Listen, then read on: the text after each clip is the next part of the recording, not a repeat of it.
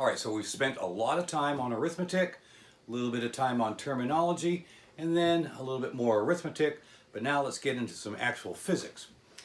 Here is the second most famous equation in the world. It comes from Sir Isaac Newton. Force equals mass times acceleration.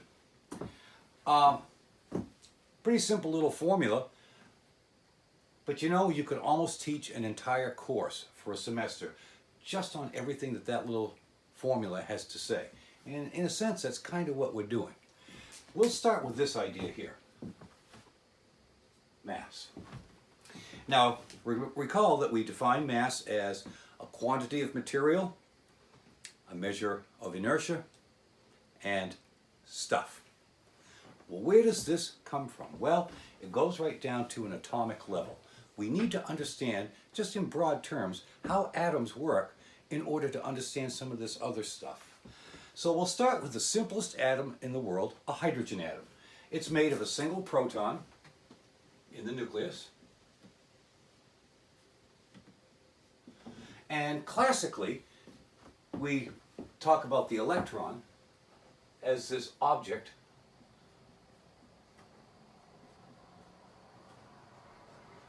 that orbits the nucleus. And we refer to that which is in the center of the of an atom as a nucleus. And in this case, a hydrogen atom has a single proton in its nucleus. Proton has a positive charge. An electron has a negative charge.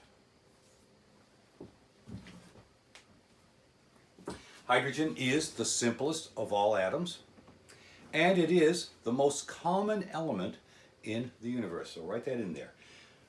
It's the simplest of all atoms, and it is the most common element in the universe. And there at the bottom of the page, you see that you see the observations of that great American philosopher, musician, and iconoclast Frank Zappa.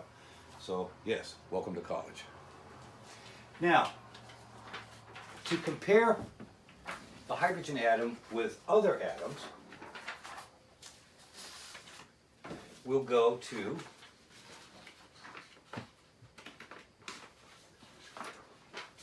the helium atom. So in the case of a helium atom, you have a nucleus that contains protons and neutrons.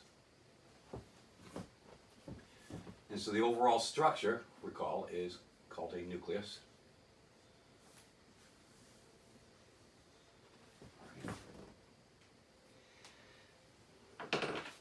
Okay, so the nucleus of this helium atom, oh, it also has 2 electrons.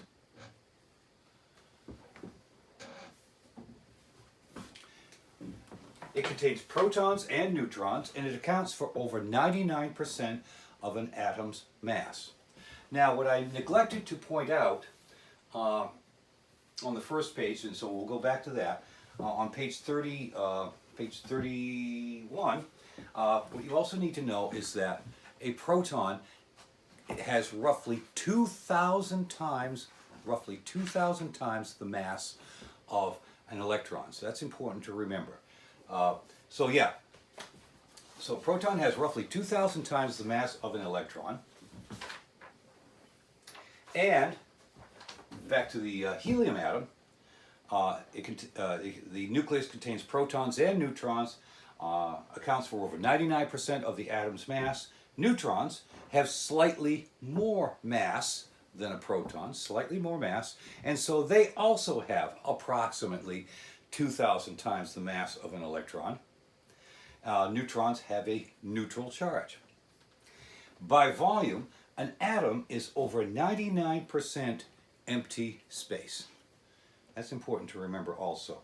An atom is over 99% empty space. We'll touch on that a little bit further down the road. So how did we come to this understanding of an atom? Well, we've got to get into a little bit of history here.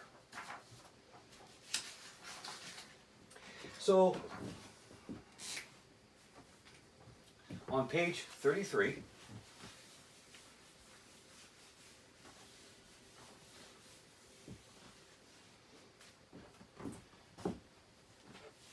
we'll talk about the background. Now, the thing to keep in mind is this idea of an atom is actually a rather, in many ways, it's a recent bit of human knowledge, and yet, at the same time, it's also an ancient bit.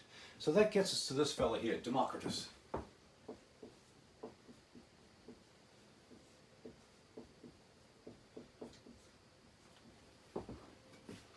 Democritus, back in the 5th century BC, he said that all matter is composed of indivisible particles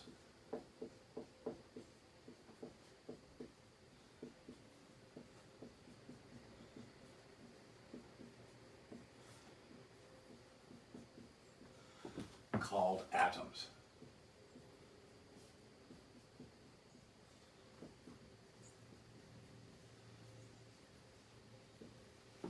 And where does this word atom come from? Well, it loosely translates to this.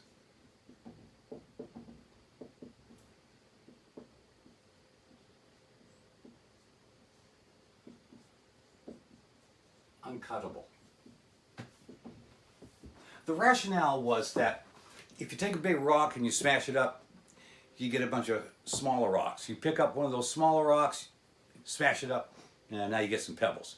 Smash up one of the pebbles, now you get some gravel. Grind up the gravel, you get some sand. Grind up the sand, and then you get into a powder, a talc sort of deal. But ultimately, you're going to get to a point where you can't grind no more. And so what you're going to get left with are these small, teeny tiny particles, and this is as far as it goes. So Democritus came up with that idea 2,500 years ago. Not bad.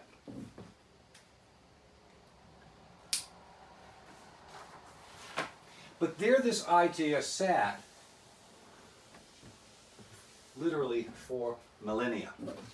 Not much happened between then and the early 1800s. That gets us to a fellow by the name of John Dalton.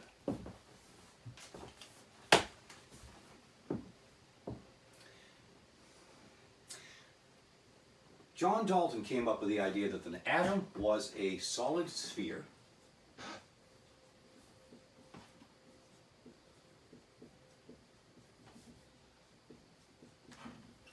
and this is also known as the billiard ball model.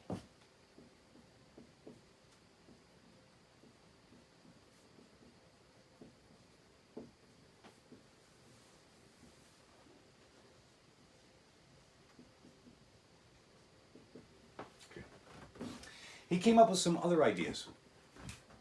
He said that each element was composed of individual and identical atoms.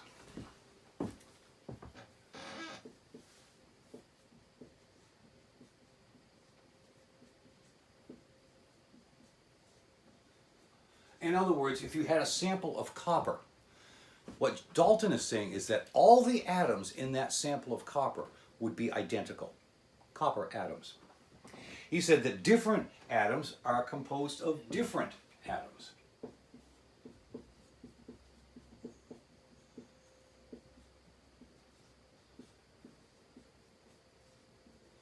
In other words, he's saying that if you had a sample of copper and you had a sample of aluminum, the aluminum would be made up of atoms that were all the same, but those aluminum atoms would not be the same as those atoms in the sample of copper. So the atoms themselves would be differentiated. He went on to say that compounds are composed of atoms in specific ratios.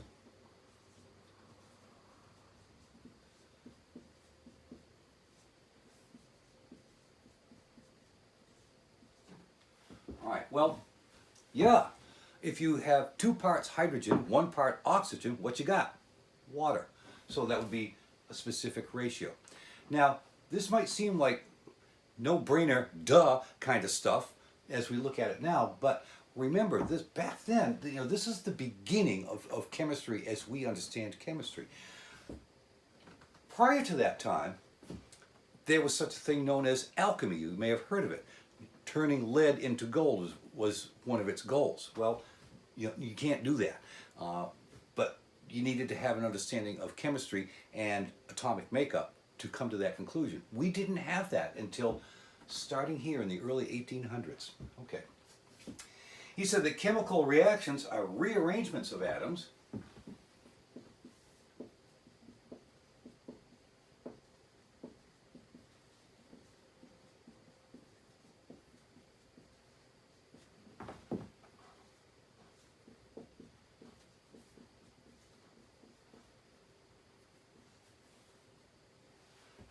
of atoms, and that the mass is therefore conserved.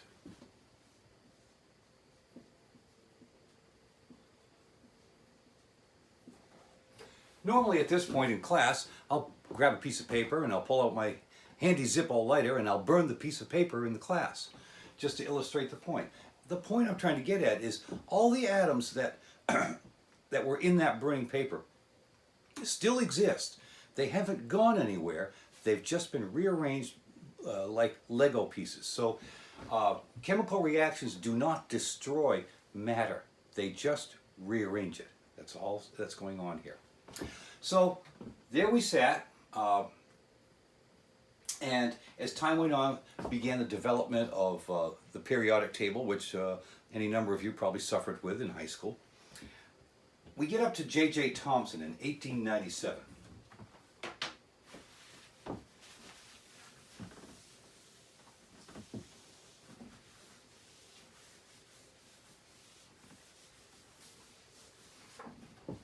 So J.J. Thomson, 1897, he came up with what was referred to as the plum pudding model.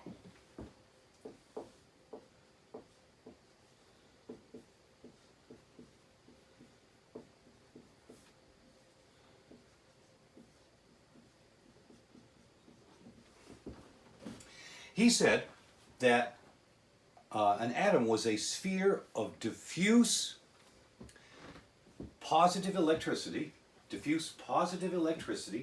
with negative particles embedded throughout. He says so there it is. It's a sphere of diffuse positive electricity with negative particles embedded throughout. So a way to think about that is chocolate chip cookie dough. So you wad up a ball of chocolate chip cookie dough, and here's all the little chocolate chips in there. And they are negatively charged, and the dough itself is positively charged. He discovered the electron. He discovered the electron and was awarded the Nobel in 1906. 1906. That's how recently mankind became aware of the electron. Now, periodically I speak of a living memory. Here's one way to think about it. My grandparents were children in 1906. And I remember my grandparents very well. So that puts them within living memory. Those people, my grandparents, grew up in a time when mankind was only just becoming aware of the existence of an electron, something we take for granted. Page 34. The solar system model. That gets us to Ernest Rutherford and Niels Bohr. Ernest Rutherford discovered that an atom is mostly empty space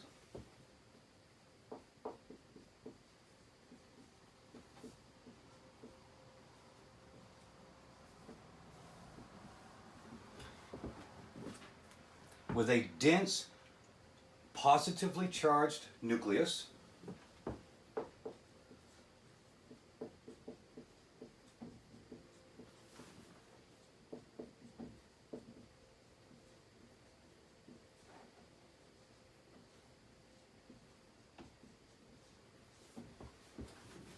surrounded by negative electrons.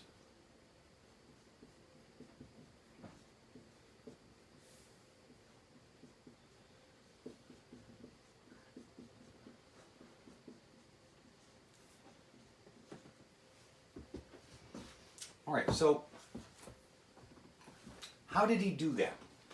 Well, the experiment went something like this. He had a strip of gold foil, pretty dense stuff, and he shot it with electrons, I believe, could have been protons, shot it with electrons, subatomic particles, with the expectations that those particles would bounce off this foil.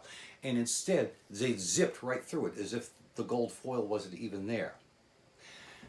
To explain how that worked, I have to tell you a sea story.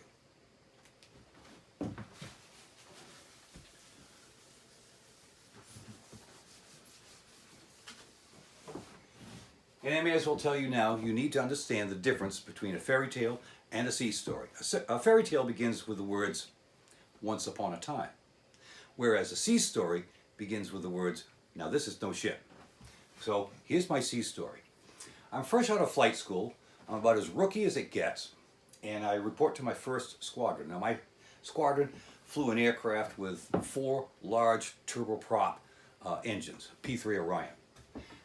So one of the old hands was taking me around, getting me broken in, and we went out onto the flight line where they were doing some engine work, and they had one of the engines on one of these aircraft spinning up, the propeller spinning. So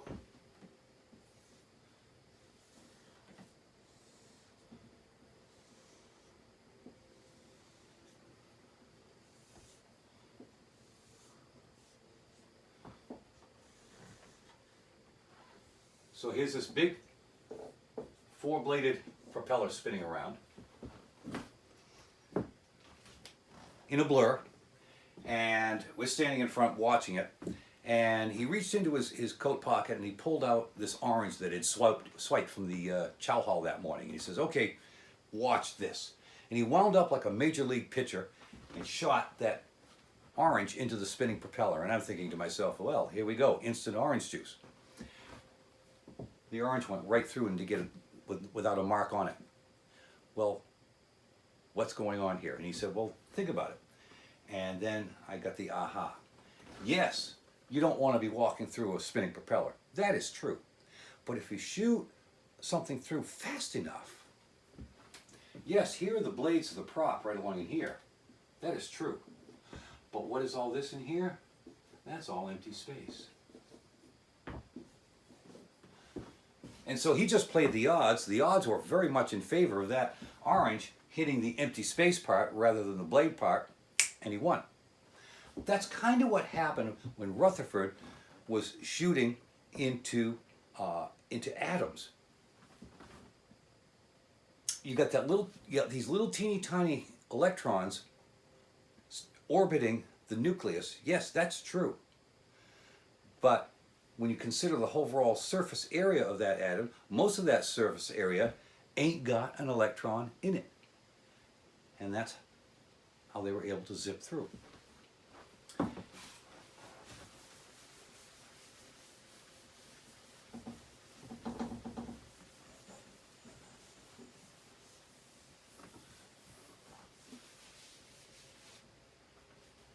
Just as an add-on to my sea story, I have seen sparrows and chickadees fly through propellers and go through without any harm. It kind of bungs them up a little bit. They fly around like Woodstock, the little peanuts guy, when they come out the other side. But for the most part, they are unharmed. Every once in a while, you'd see a puff of feathers, but for the most part, they'd zip right through. Okay, so now, Niels Bohr. He came up with the idea that electrons travel in circular orbits.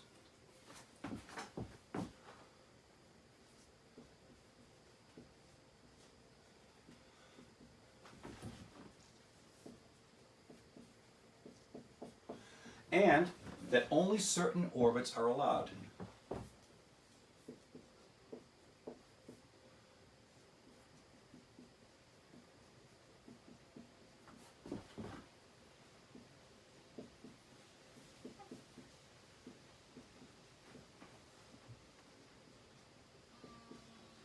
All right.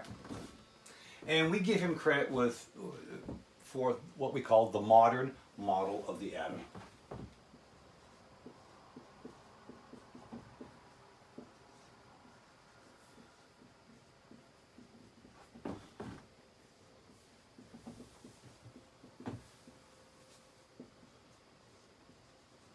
Now, what do we mean by only certain orbits are allowed? Well, it turns out that as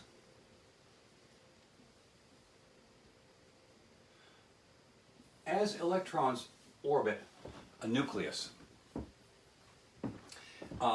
when the atom absorbs more energy, that is to say, gets heated up, for instance, the electrons tend to jump out into, say, the high-speed lane.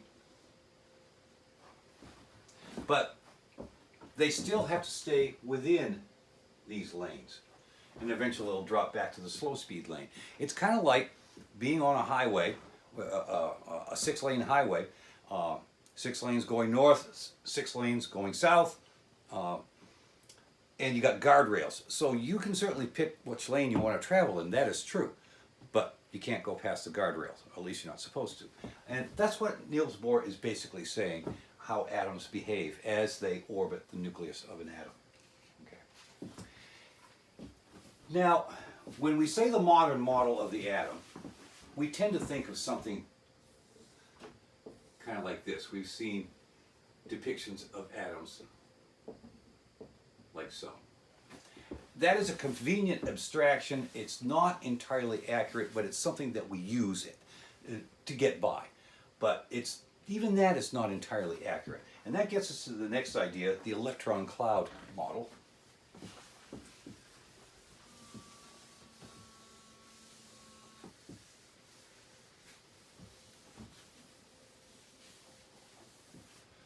Okay, so the electron cloud model. Erwin Schrödinger and Werner Heisenberg. They developed probability functions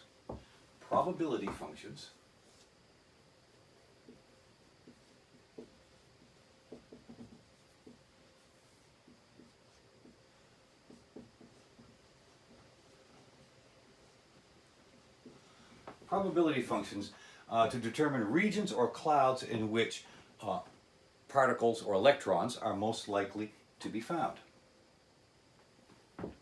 Probability functions where electrons are most likely to be found.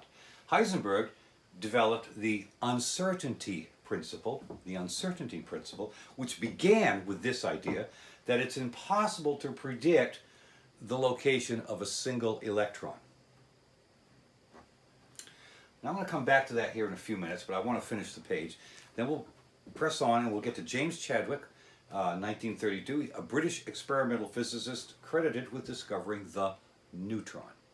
And so it has been only since 1932 that mankind has been aware of the existence of the neutron. And there are people alive today who were alive then. That's how recent this knowledge is.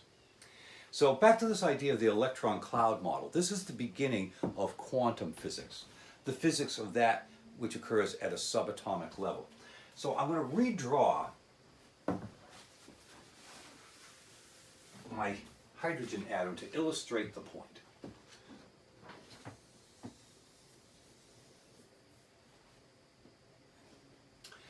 Okay, so here's our classical representation of an atom.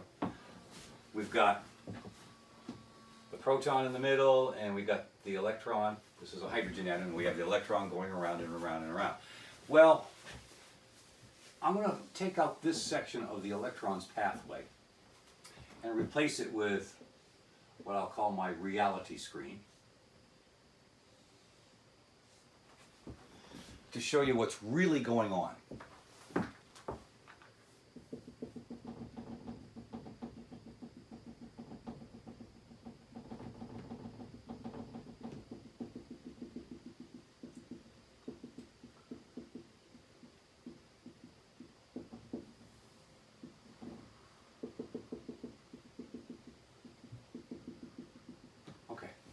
Now those dots represent likely locations for that electron at any one given time. But you also see there's some dots out here because there's a probability the electron could be there, or it could be here, or it could be here, or it could be on the other side of the room, or it could be out in the parking lot somewhere. Or there is even a probability that electron could be on the surface of the moon for a split second. There is also a probability that it will not exist at all, which has been experimentally proven. And one other thing, it's also possible for that electron to be two places at once. That too has been experimentally proven. This is what you are made of. This is you. This is part of your existence. Pretty weird, huh? Now, again to this idea of uncertainty. As we understand the uncertainty principle now, and this has been borne out by experiment after experiment after experiment, we find that it is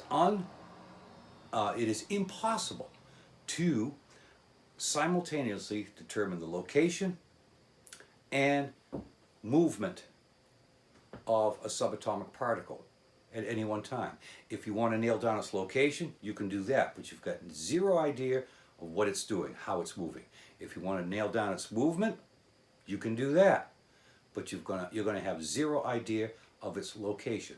And that's not because of a shortfall in technology. It's not because we don't yet have the gee whiz equipment to do that. It's because it's at a fundamental level in physics where the physics itself makes it impossible. Can't do it. Can't do it. So here's a little bit of trivia. For those of you who are familiar with Star Trek in all its iterations, perhaps the most famous line from Star Trek is, "Beam me up."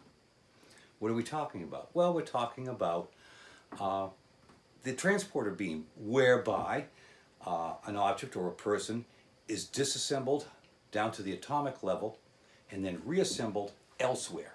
This is how the Star Trek transporter supposedly works.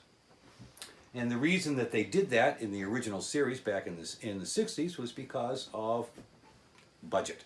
They were broke. You have to remember that the original series of Star Trek was in 1966, 67, 68, thereabouts. And they weren't given much in the way of a budget for special effects. So it's a science fiction show, so they live on special effects. So it didn't take long for them to run out of money rather, in the course of creating this series. And they had to do something every week. It's a television series. So they had to somehow get the characters in this television show to go from the spaceship that they were on down to the surface of whatever planet they were visiting for that week's episode. And they just didn't have the money to create any more elaborate special effects using models, because back then that was the only way they could do that. There was no such thing as CGI. Well, one of the cameramen said, "Hey, I think I have a solution." Now, you may be familiar with green screen or blue screen. This is how weathermen do their thing. You can electronically, with a camera, this is old technology, make certain images appear and disappear. And so that's what they did. They would film the actor standing in one spot and just through the trick of the camera make them appear to disappear and then reappear somewhere else. And the producers of the show, Gene Roddenberry, they said, "Yeah, that's great. We'll call it the Transporter." So the show ran for 3 years, and then it was canceled. And for the next 20 years, every geek, nerd, and dweeb in the country was squatting in front of a TV show at 4 o'clock in the afternoon watching Star Trek reruns, growing up with that stuff. 20 years later, they decided to reboot Star Trek with Star Trek The Next Generation, and they started getting all these letters from people who had grown up watching the old show and who were science geeks, and the letters were reading, "Well, okay, that's great, we're going to have another Star Trek, but boy, you guys got to do something about the transporter, because you know the laws of physics associated with that just make it an impossibility. So how are you going to update that? And boy, this better be, you better get this one right." And the producers and the writers are saying, "Oh, for God's sakes, get a girlfriend." So what they did, and I'm not making this up, this is true. If you are a kind of a science fiction geek, you'll note that they use a lot of what's called techno-babble. It sounds scientific, it sounds like it's steeped in technology, and it's the inventions of some writers, that's all it is. So periodically, if you watch the more recent series of Star Trek, you'll see just for dramatic effect. The transporters don't work, leaving people stranded wherever they want to, wherever they want to get out of. And so for the purposes of dramatic effect, the transporters are not working. And frequently you will hear them talk about the reason that the transporters are not working is because, wait for it, the Heisenberg compensators are offline. So next time you watch Star Trek, watch for that one. So there's a little bit of trivia. Okay, so what we'll do is we'll stop here. We've got some other stuff to cover, but we'll stop here, and we have some more history to do. All right.